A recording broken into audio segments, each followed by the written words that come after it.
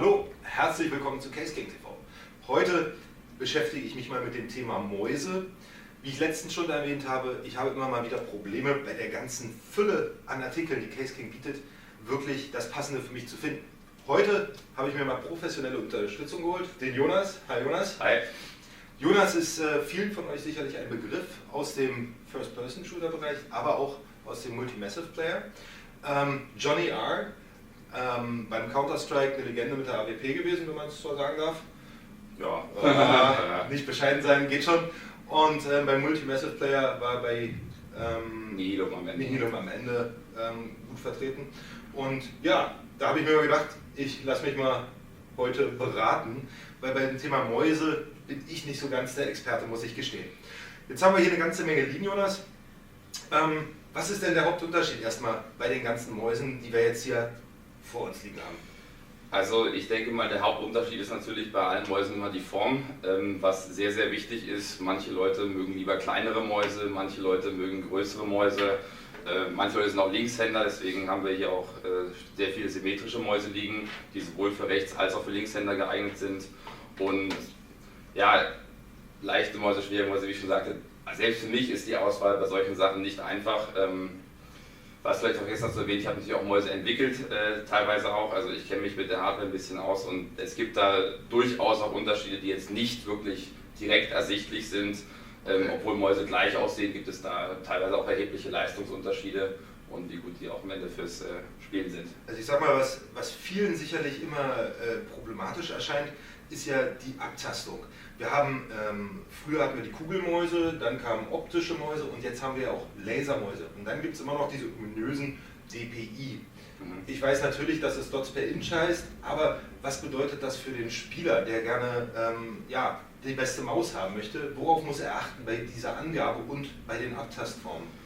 Also die DPI ist eigentlich, oder CPI, wie es genau ist, eigentlich recht einfach zu erklären.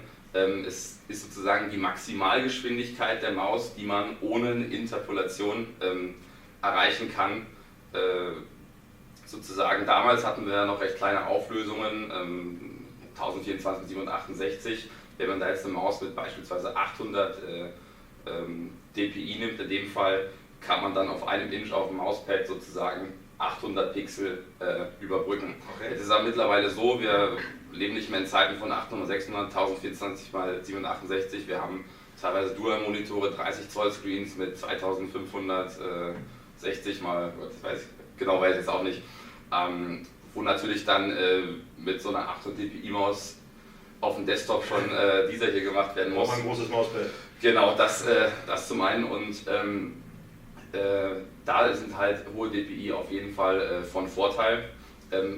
Ich denke auch, was man vielleicht noch bei vielen sieht, einer der Hauptgründe, warum viele damals so große Mauspads hatten, ist, dass einfach viele mit sehr niedrigen DPI-Mäusen auch gespielt haben. Die ersten Microsoft Optics hatten 400 DPI und dann kam halt dieses lieber so spielen als Präzision verlieren ziemlich gut auf.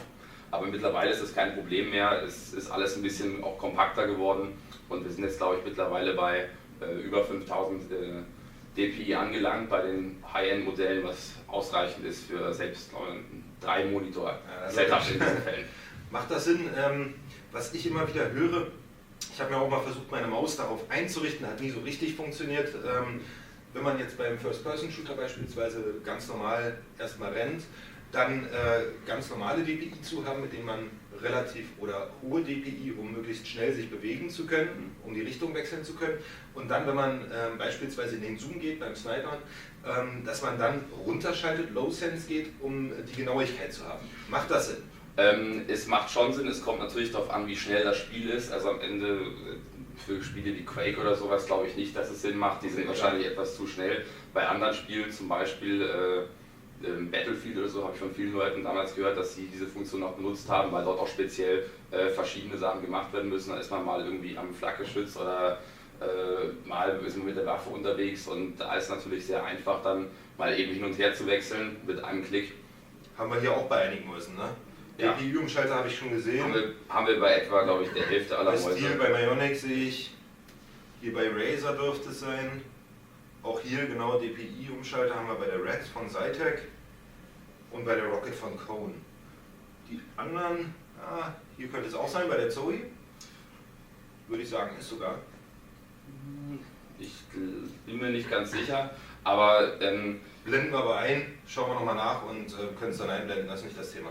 Ja, also was dazu vielleicht noch zu sagen ist, ich selber nutze es auch sehr oft auf dem Desktop, zum Beispiel man kommt aus dem Spiel raus und dann hat man irgendwie noch ganz andere DPI eingespielt und auf dem Desktop fliegt man etwas so rum oder ist halt wirklich langsam, da kann man auch dann mal schnell umschalten, also selbst für Leute, die es im Spiel selbst nicht nutzen können, dadurch sozusagen 2 Settings haben, eins für Spielen, eins für den Desktop und kurz draufgedrückt und ist manchmal auch ganz praktisch, weil wenn man mal kurz raustappt und dann irgendwie plötzlich die Maus so langsam ist, man zieht es dann durch, dann ist so eine Taste sicherlich nicht verkehrt. Ja. Lass uns mal die einzelnen Mäuse kurz durchschauen, vielleicht die Besonderheiten kurz rausgreifen. Fangen wir hier außen vielleicht an, von Myonix, die Sive 3200. Hier haben wir ein paar Seitentasten. Wir haben hier oben noch 2 und das Mausrad, das sollte auch beleuchtet sein. Und wir haben hier unten drin eine Gewichtsveränderung. Das haben wir auch hier bei der Rocket Cone, habe ich gesehen. Da liegen die Gewichte separat bei. Hier müssen wir unten das Fach öffnen und haben dort dann die Gewichte drin. Was hältst du persönlich von dieser Gewichtsgeschichte? Sinnvoll für den normalen Spieler, ob du es jetzt nutzt, sei mal dahingestellt, aber ist es ein interessantes Feature? Ich denke, speziell für Leute, die gerne schwerere Maus haben wollen, ist es natürlich sehr gut. Es gibt natürlich, sage ich mal, bei keiner Maus einen Grund jetzt zu sagen, okay, man packt jetzt 30 Gramm extra rein für Otto-Normalverbraucher, das lohnt natürlich nicht. Dann gibt es Leute, die sagen, Öl ist ja viel zu schwer.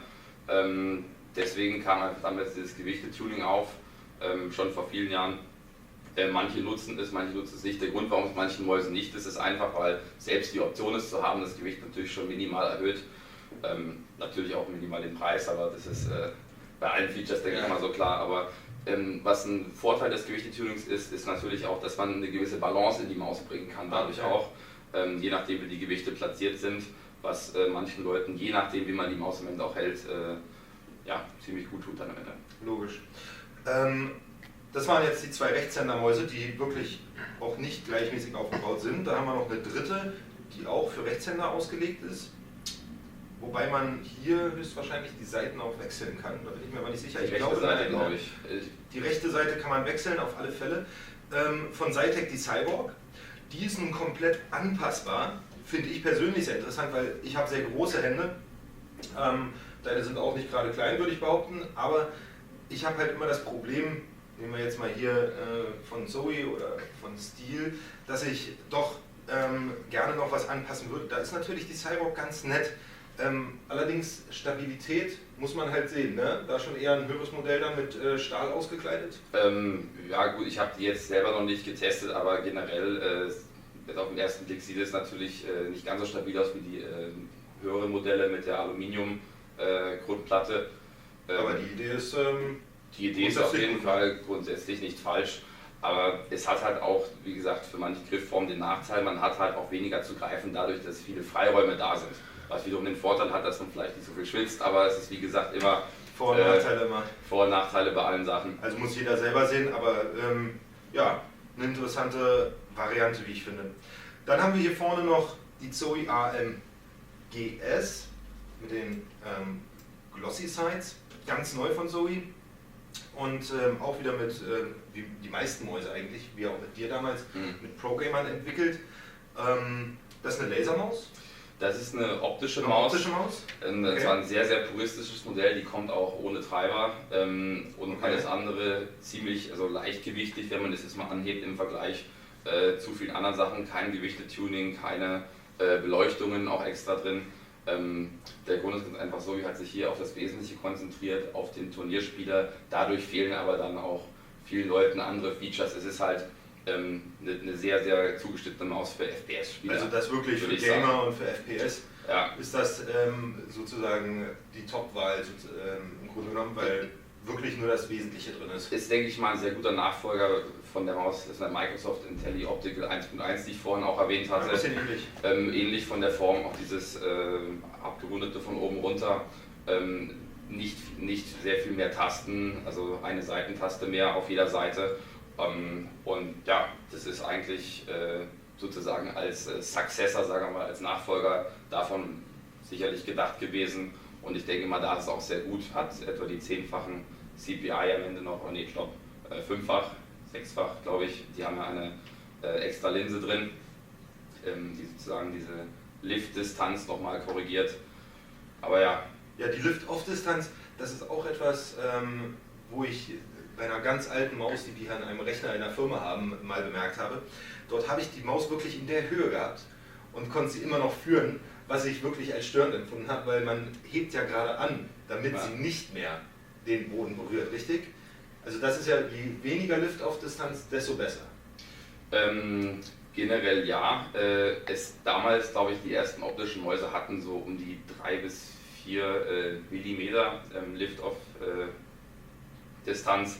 Dann kamen andere Modelle, die eine stärkere Abtastung hatten oder bieten wollten und dadurch natürlich diese Höhe noch plötzlich mal, diese Abtasthöhe noch höher wurde, was natürlich dann viele Leute gestört hat, weil wenn man dann dieses Anheben macht und es wieder auf Mausbett absenkt, die Maus, kam es dann immer zu irgendwelchen komischen Verziehungen beim Zeiger. Deswegen gibt es hier von verschiedenen Herstellern auch verschiedene Möglichkeiten, dem entgegenzuwirken, sei es jetzt hier durch eine extra Linse oder bei anderen durch die Firmware. Kurz zu bemerken sei jetzt auch noch, dass bei Laser dieses Problem nicht ganz so schlimm ist. Was heißt nicht ganz so schlimm, also bei den guten Lasersensoren ist das Problem eigentlich gar nicht da. Da ist man generell bei ca. einem Millimeter oder sogar noch drunter. Okay. Und kann es sogar softwaretechnisch über die Sensorsoftware dann nochmal künstlich hochsetzen, wenn man denn will. Aber ich könnte mir jetzt nicht vorstellen, warum jemand das irgendwie machen wollen würde. Ich halte das für einen großen Nachteil, das so hoch zu drehen, und da gibt es eigentlich, ja. Optisch haben wir zwei, die ein bisschen aus dem Rahmen fallen, rein von der Farbe her. Das ist halt zum einen hier die von SteelSeries, die Sensei ist das, und die NZXT Avatar S. Da ist eigentlich auch freie Wahl, sage ich mal, aber die meisten Mäuse sind schon in schwarz. Hat aber keinen besonderen Grund, oder? Ich denke einfach, weil es die beliebteste Farbe ist. Ich denke auch, weil schwarz keine Farbe ist. Gut, die Diskussion heben wir uns zunächst einmal auf. Genau, heben wir uns das nächste Mal auf. So mit Case King. Ich denke, bei Schwarz ist einfach der Grund, Schwarz ist sozusagen die Farbe, die man am einfachsten wahrscheinlich auch produzieren kann. Das hat man iPhone auch gesehen, da habe ich kurz Probleme mit dem Weiß gehabt. Schwarz ist eine Farbe, worauf man nicht unbedingt jeden Fleck sieht, jeden Abdruck ganz schnell, wobei die hier natürlich jetzt nicht so glänzend ist, deswegen ist da die Problematik jetzt nicht so schlimm, aber natürlich ist, wie gesagt, wie ein weißes Hemd wird auch schneller dreckig als ein schwarzes, von daher haben wir auch wahrscheinlich dunkle Hemden an. Und ja, ich vermute einfach, dass das mitunter daran liegt. Ich kann mir nicht anders erklären, warum andere Farben jetzt nicht möglich sein sollten. Ja. Das ist wahrscheinlich auch einfach am beliebtesten. Ja. Wie du schon gesagt hast. Technik ist, denke ich, vergleichbar bei den Modellen. Bei der Avatar haben wir noch eine sehr ungewöhnliche Form hier zur Handballenablage im Grunde genommen. Das heißt, hier könnt ihr schön den Daumen so reinlegen. Das könnt ihr natürlich als Links- und als Rechtshänder machen. Das bei der NZXT Avatar vielleicht noch zu bemerken. Dann haben wir hier noch einmal die Razer Lachesis. Lachesis. Ich bin immer wieder am Überlegen, wie man das ausspricht. Du bist dir sicher? Lachesis? 99%. 99%, dann mache ich das ab sofort mit Lachesis. Auch eine ungewöhnliche Form, sowohl Rechtshänder als auch Linkshänder. Die SteelSeries, die wir hier noch haben, ist die Kana mit einer orangen Unterseite, hier oben auch ein bisschen orange. Da haben wir so ein bisschen Farbspiel noch drin, aber auch hier, da haben wir Laser.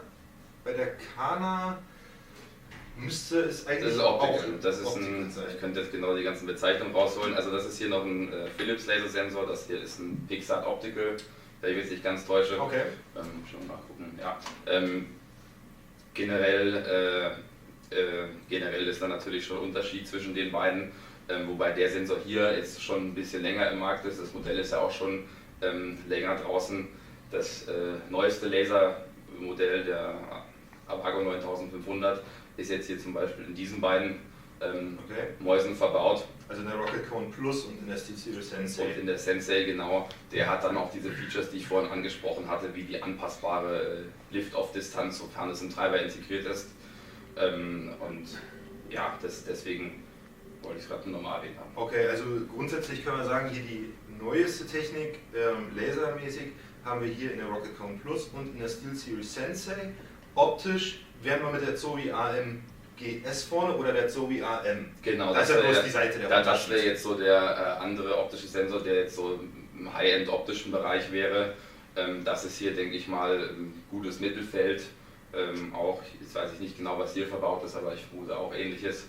Und ja, dort eigentlich dann am Ende genauso. Hier ist sozusagen der Mid-End-Laser-Sensor, also sozusagen auch wieder eine Generation vorher am Ende. Aber was nicht heißen soll, dass sie schlecht sind. Ich meine, es nutzen heute noch viele Spieler die älteren Sachen. Es ist zum einen halt weniger Features wie die anpassbare Lift-Off-Distanz, niedrigere DPI. Ich meine, das sieht man sehr oft, da werden bei neuen Mäusen meistens höhere DPI-Zahlen beworben. Und das sind eigentlich die generellen Unterschiede. Viele sind jetzt auch nicht unbedingt sichtbar. Ich könnte jetzt hier, glaube ich, eine halbe Stunde darüber reden, aber ich glaube, es interessiert keinen. Ich denke, wichtig ist vor allen Dingen auch, und deswegen kommt auch gerne immer bei uns in den Laden in Berlin. Dort haben wir eine ganze Menge Mäuse auch ausgestellt, denn super wichtig, egal wie die Technik ist, ihr müsst mit der Maus gut umgehen können, mit eurer Hand. Wenn ihr euch unbequem fühlt bei einer Maus, wenn ihr jetzt eine anfasst und sagt, ach, das geht gar nicht, ja, dann werdet ihr damit auch höchstwahrscheinlich nicht wirklich gut spielen. Klar, Gewöhnung kann helfen, dass man ein bisschen damit übt, aber ganz wichtig, wie passt die Maus zu eurer Hand? Das ist, denke ich, ein ganz wesentlicher Faktor auch, unabhängig von der Technik jetzt.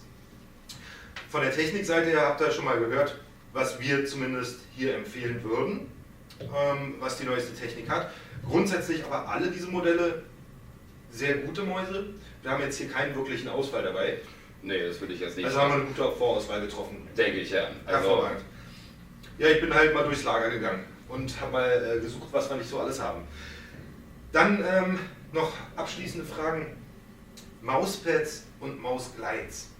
Wie wichtig schätzt du diese Funktionen bzw. diese Hardware ein und was würdest du empfehlen? Was benutzt du selber vielleicht auch? Das ist, denke ich, auch mal ganz interessant zu wissen. Ja, also ich meine, ich glaube, ich habe schon so ziemlich jedes Mauspad irgendwie mal ausprobiert, oder jede Art von Mauspad, wenn man jetzt hier von Aluminium über Plastik, über Stoffmauspads natürlich in verschiedenen Größen, Dicken, Körnungen oder wie man das noch immer genau nennt.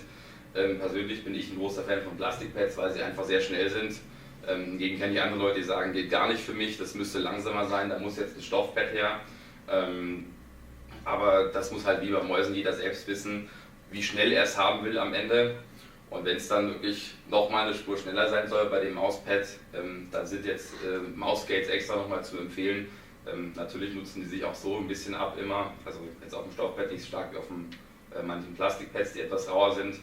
Aber Abnutzung muss natürlich bei Reibung immer irgendwo geschehen und ist wahrscheinlich besser an den Mausfüßen als auf einem schönen, teuren Mauspad.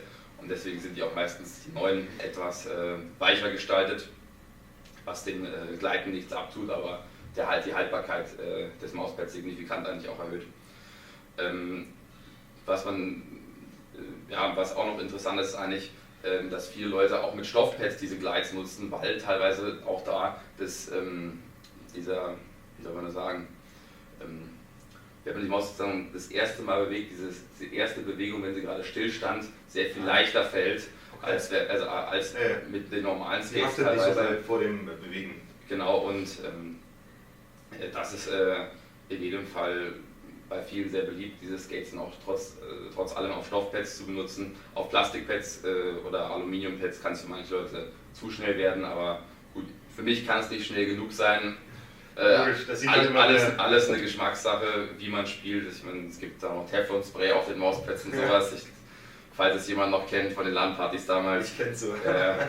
Aber das sind dann noch die, da kann dann die Maus übers Mauspad pusten. Funktioniert übrigens wirklich. Hervorragend. Ja, ansonsten bleibt sicher noch festzuhalten, das hier wäre jetzt eine ganz gute mittlere Größe bei einem Mauspad. Vielleicht schon als großes zu bezeichnen. Wenn ihr also Low Sense spielt, achtet natürlich darauf, also mit weiten Bewegungen müsst ihr natürlich ein entsprechend großes Mauspad haben. Da hilft es euch nichts, wenn ihr hier so ein kleines Miniatur-Mauspad habt. Das wäre dann nur für High Sense Spieler wirklich empfehlenswert. Alle Größen, Farben, Formen bekommt ihr natürlich bei uns im Shop, bei Case King.